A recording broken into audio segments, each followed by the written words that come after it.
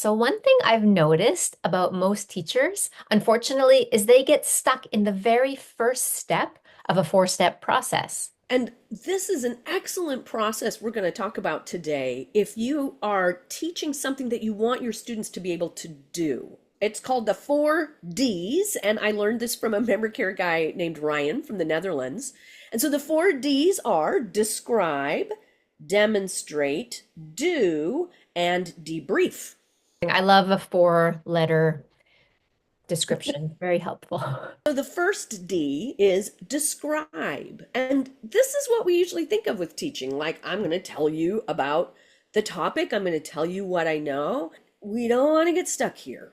Let's say I was going to teach you how to make an omelet. So describing the omelet is talking about maybe where did omelet come from? Who was the first person? How many grams of protein and different options that you can do? What's the best pan? I might describe all the tips and tricks, give the statistics, the history, tell you how much I love it, how it's changed my life, how often I eat it. I can give you all of this thing about the omelet. That's just the very first step. I don't know about you, but I've been in seminars where I went to learn how to do something and somebody just stood at the front and talked to me, at me about the topic the whole time and said, okay, now you can go do this. And I'm like, no, I know a lot about it now, but I still don't know how to do it. You spend all of your time just describing, you're actually not helping people do anything.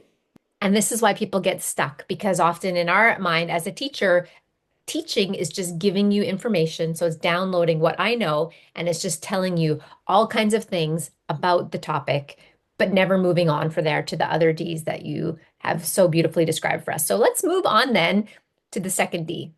So the second D is demonstrate. And we actually learn a lot by watching something. So we want to watch somebody do this thing. After I described how to make an omelet, let's say we then went into the kitchen and I demonstrated how to make an omelet. Watching me do it is filling in a lot of the blanks. It's like I said, pick a pan. Well, now you see the specific pan. I said, chop the onions really small. Now you're actually seeing how small they're chopped. I think this is why we love YouTube videos because we're watching somebody, fix their water heater or change a filter in their car. And we might watch several videos, but it is so helpful for us as an adult to watch somebody do it. And we're like, oh, that's what they meant when they said this. So demonstration, hugely important. People are going to learn a lot, but that's not enough. We're getting closer. Number 3, and this is the most important one, do. We're actually going to let them try it and try to do it for themselves. This is, I think, the most complicated part also when you're teaching, and it's the part that's easiest to skip over. It takes time and it takes energy, and there is a mess. If I was going to get 14 people to now make an omelet, this is going to take a long time.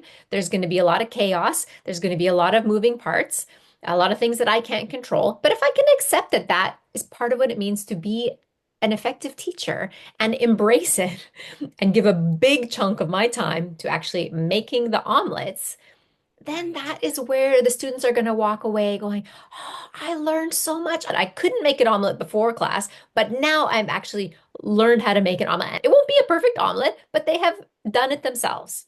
You bring up a great point, like it may not be a perfect omelet. And one thing I know about working with adults is that we don't like to be beginners. We don't like to look like we're not good at something. So we can be very afraid to actually do it. When we're in this part of the teaching that our students are doing, I think the number one thing is that we encourage people. It's a safe place. Nobody's criticizing you. Having the fun environment, the exploration, we're experimenting and we're trying to see what works better than others. So it's really like letting them jump into the deep end and kind of see what works. This absolutely is where people are going to learn the most. Now, there's a lot of people, that's how they learn best. Let me try and do it myself. And then they have questions. And then they're like, okay, tell me that thing about the butter again. Or how big, show me again, how big were your onions? I think as a teacher, just embracing that this is where the learning is happening. And that, yes, I could make an omelet faster than all of you. I could make you all omelets in the time it takes. But that's not what we're aiming for. It's the same thing with the parent teaching a child how to tie their shoe. Like the parent can do it much faster than the child, but the goal is not speed. I remember having to be patient at that stage with my daughter. Like, oh my gosh, it took her so long. And she didn't want to be a beginner. She didn't want to be bad at it. Recognizing that some people are afraid of making mistakes. That as a teacher, part of our job is to instill that courage and that confidence in them and say, no, you can do it. It might not be a great omelet, but I want you to make that omelet yourself, and just giving them that nudge, that push, that encouragement to step over that discomfort of, ooh, what if it's not as good as the other person and that type of thing. So as a teacher, our role is still incredibly important. It's just looking different when we're letting the learners step into the driver's seat there. Okay, so then the final step in this four-step process, Cindy, tell us about it. Debriefing, talking about how did it go when you made the omelet yourself? What went well? What didn't go well? What would you like to know more about? This locks in the learning. When adults get a chance to talk about something and how it went, they're going to remember it so much better. Evaluating your experience is even more helpful from the learning perspective than just having the experience.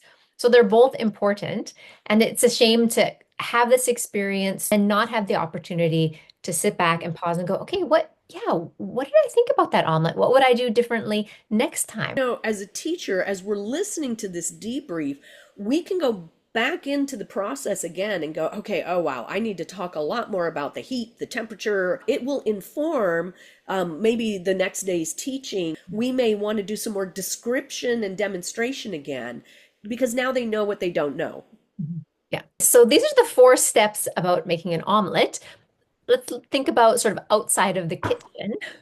So an Okay. example for me that I was teaching a bunch of students about how to tell a story from a field assignment. Description, step one, I talked about what makes a good story, how you need to have a certain character, there needs to be a transformation, a before and an after. You want to identify where was God at work and where was the person at work, and you want to use some descriptive language. So these are the kind of the parameters I gave. So then I demonstrated. I told them a story of a field assignment I'd been on, someone I met, how God was at work in her life, how she changed, how she was, doing these really beautiful things to make the world a better place. And I walked them through the steps so they could see it's not just steps, that you actually fill in the story. And then you put it together in a story. So it's interesting individually to basically fill in the steps of their story. And then, of course, they had to do the thing. They had to tell the story to somebody else in the class. The debrief would be, okay, how did the story go? What parts were confusing? You give some feedback to the person, and then as the individual student themselves, maybe they scratch out certain bits and they rearrange it and they go, okay, actually that was confusing. And then we ask some more questions like, does it have to be this? And so we're walking them through the four steps. And I think they walked away from that thinking, oh, okay, I actually feel capable now of telling an interesting story that has a purpose and that communicates something and that I feel relaxed about. I bet they were so grateful to have a chance to practice before they actually meet somebody who's like, how was that trip? I teach on a member care training course. I was teaching on the whole subject of grief and loss and how to help somebody who's grieving. My big goal was that there is a grief curve of some stages that everybody goes through. I wanted my students to be able to explain that chart to somebody who's grieving.